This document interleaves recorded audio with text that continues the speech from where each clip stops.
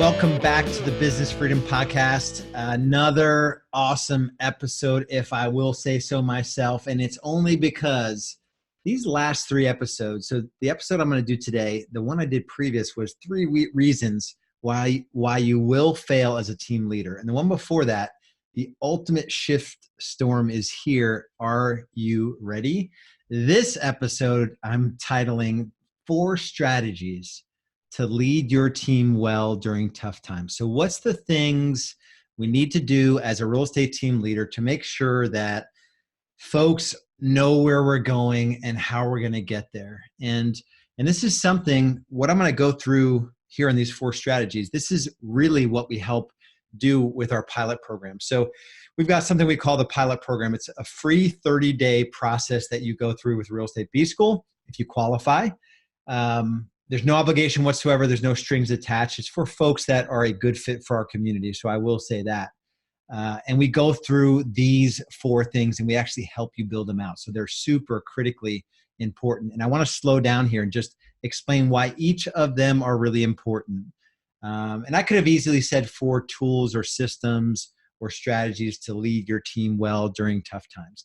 And what I mean by tough times, and if you missed it, is 2 episodes ago, I covered the shift storm, pun intended. There's a lot of stuff going on. The 4 shifts that we're seeing right now. Number 1, consumer shift. It's been happening for a while. We don't have a lot of respect, and consumers just want to be served differently than most agents are serving. So number 1, consumer shift. Number 2, technology shift. AI is driving other industries in significant ways, and it's coming into real estate. And so there's just some stuff that if you're not aware of, you'll be displaced. Number 3 is just a business model shift. I'll say the iBuyer shift. So it's a lot of money coming into real estate, claiming that the whole model needs to change. And let me buy the home you want to move into. Let me buy your current home. I'll make the process seamless. And it's really messing with a lot of markets. I'm in a major metro market and all the iBuyers are in my market. So the pie for what my team does is getting smaller. So that's number 3. And number 4 is just a pending economic shift. So those are the 4 shifts. So listen to that episode. It'll help kind of set the stage here for the 4 strategies or tools that you need as a team leader to lead your team well through tough times, which are coming 100% guaranteed. So number 1 is that you must have a clear vision for the business and also how your team fits into that vision. So what I mean by a clear vision, we call this in Real Estate B School a 3-year picture. So for the business, you need to know exactly where you want to be in 3 years. And that's like with specific details on number of team members, what you want your top line to be, what you want your gross margin to look like, what you want the economic model to look like, your profitability, what you're doing in the business versus what you're doing now. Those sorts of things, like real sort of paint a picture around the business, but then also do a 3-year picture around the other 5 or 6 areas of your life that matter. And this could be your faith. This could be your, as a parent, as a spouse, your financial life, your emotional life, the key areas of life, your physical body, right? Doesn't matter if you're like crushing it in business, but you're spending more than you make and you gain 50 pounds, you get divorced and you don't spend time with your children and you lose those relationships and you're not happy anytime and you're not spending any time with God, right? What's the point of owning an amazing business if you're failing in other areas? So that is number 1 is this. You have to have a clear vision of where you're going, where the business is going, where you're going, and then also help your team see how they fit in and where they're going in the different areas of their life. We do once a year a 3-year vision exercise with our team of the 6 areas of life that matter. Business, let me see if I can remember them offhand. Business, financial, spiritual, physical, emotional, and relational in their relationships. So we don't break out parent versus spouse versus, friends, or fun. You can have a lot of different categories. The point is, you need to be clear for the business and your areas, and they need to be clear for their business, how it fits into your business and their life areas that matter. So that's number one, clear vision. Number two, a clear plan to achieve goals that get them closer, get the business closer, get you closer, and get your team closer to achieving this vision that they set out. And we call this, so we call the first one a 3-year picture. We call this a 1-year plan. And we help, in the pilot program, we help folks build out a 1-year plan for the business. Also, we help you build out a 1-year plan in all of the areas of life that you said matter. And then we break it down a certain way. And there's a process that we follow to help you do that. And so it's one thing to have a clear picture of the future. It's entirely a different thing to bring it back to a year and then even more than that. And I'll talk about that here in a second. So this is something I've always personally done really well. I think it's what separates Real Estate B School from a lot of coaching companies out there, in that two things. I believe we call this a 3-1-90-13, but also it's the fact that we do care about our members in all the areas of their life that matter. So that could sound like a pitch for Real Estate B School. I didn't mean it that way. I just want you to be really clear that it's not just the number of homes you sell, right? It's all the areas of life that matter. So number two, like I just said, is a clear 1-year plan.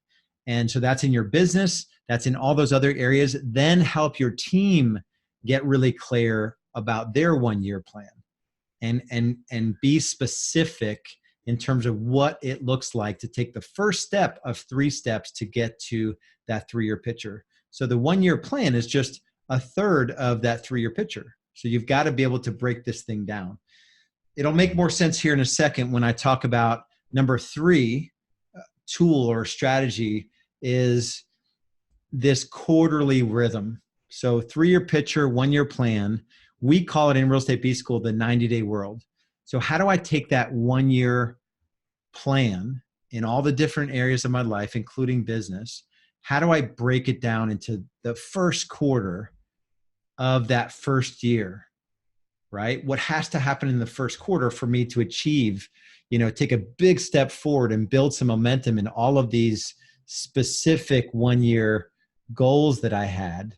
And that's really where this rubber starts to meet the road, because we started 3-year picture. We went to 1-year plan. Now we're talking 90 days. That's 13 weeks. And that's what I want to cover next. So number 1, 3-year picture. Number 2, 1-year plan. Number 3, the 90-day world. And lastly, a weekly cadence. And we call this, it's the 13. It's the 3-1-90-13.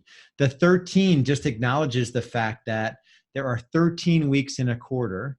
And in a given week, you have 5 to 6 opportunities to crush the week. And so we break down our quarterly into weekly and daily activities. So a good example for me was the second quarter of this year. I had a health goal to lose.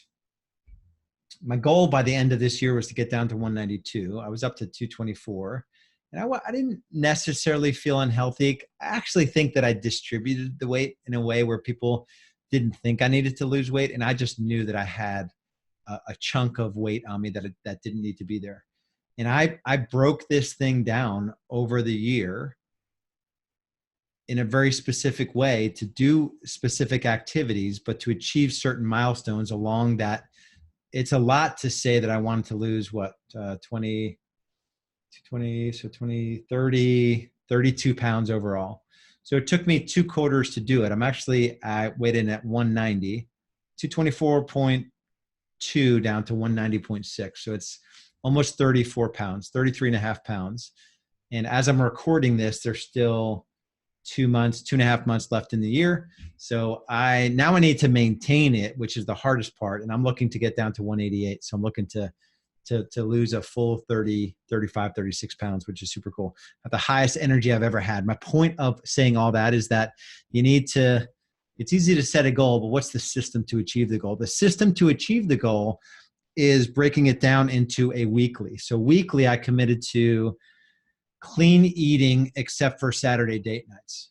So only get one cheat meal. No eating after 7 o'clock. Clean out the pantry of all the crap. There's nothing I can go into the pantry and eat that's really that bad for me.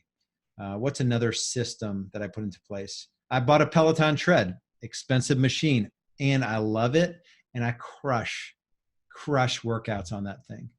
And so that has really helped. I've increased from like walking or jogging 2 to 3 days a week half-heartedly to, 4 to 5 intense 45 to 60-minute boot camps where I'm running and lifting weights, kind of like Orange Theory type workouts, but in my home so I don't need to commute, which I love the efficiency of not having to commute. And so that weekly and daily cadence, and then when you break it down from weekly to daily, what does your day look like? Do you have an ideal day?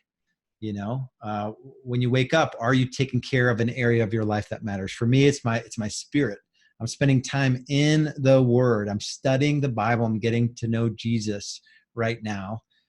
We just went through Luke, and I'm going through Acts now. So that to me, I'm feeding my spirit. Physically, I've got that part going the right way. My hydration, my sleep, my physical, my diet, all that stuff. Emotionally, I'm better at not bringing work, into the home, and I'm taking more Fridays off, and I'm disconnecting on the weekends, and we're doing some fun trips and those sorts of things. Financially, I got away a little bit from tracking my net worth. I'm now back to tracking my net worth, and on the 10th of every month, I track my net worth, and it's this process I go through. So I'm feeling really confident there.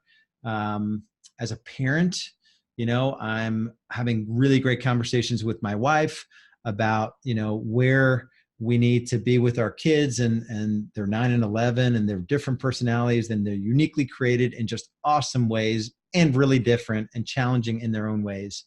And how do we train them up? How do we support them and coach them and all of that great stuff? So that's working. In my marriage, how do I need to show up there?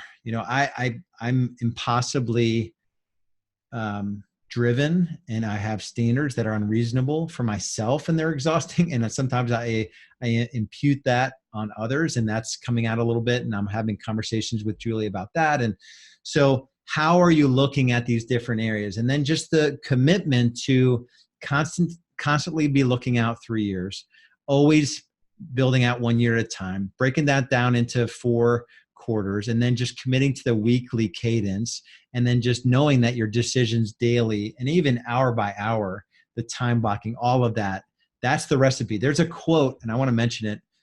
I probably mentioned it before. It's from a book called Atomic Habits by James Clear. The quote is this, and it says everything. You don't rise to the level of your goals. You fall to the level of your systems. You fall to the level of your system or systems. And so this 3-1-90-13 that I just laid out, this is a system to achieve in multiple areas of your life more consistently. If you don't have a system like this in place, it's likely that you're not going to succeed. A small example that I gave, I know if it's my workout day, sometimes I can't fit a workout in the morning. I put on my workout clothes. I actually have my workout shorts on right now, even though not that this t-shirt I'm wearing a Grateful Dude t-shirt. But I know that I have these shorts on. These shorts are to remind me, this is a trigger that I need to get a workout in today. I'm going on my annual honeymoon tomorrow, which is a surprise trip, a week-long, honeymoon level trip I take my wife on every year. It's our 6th one. We've been married 13 years, and 6 years ago, maybe even 7 years ago, I decided to commit to an annual honeymoon. And that's just another system I put in place for my wife to feel honored. And I go into this week with a real commitment to treat it like a honeymoon. how can I just honor her for the week as if we just got married, and bring that energy and enthusiasm and engagement that I had back then, so we don't lose it over time.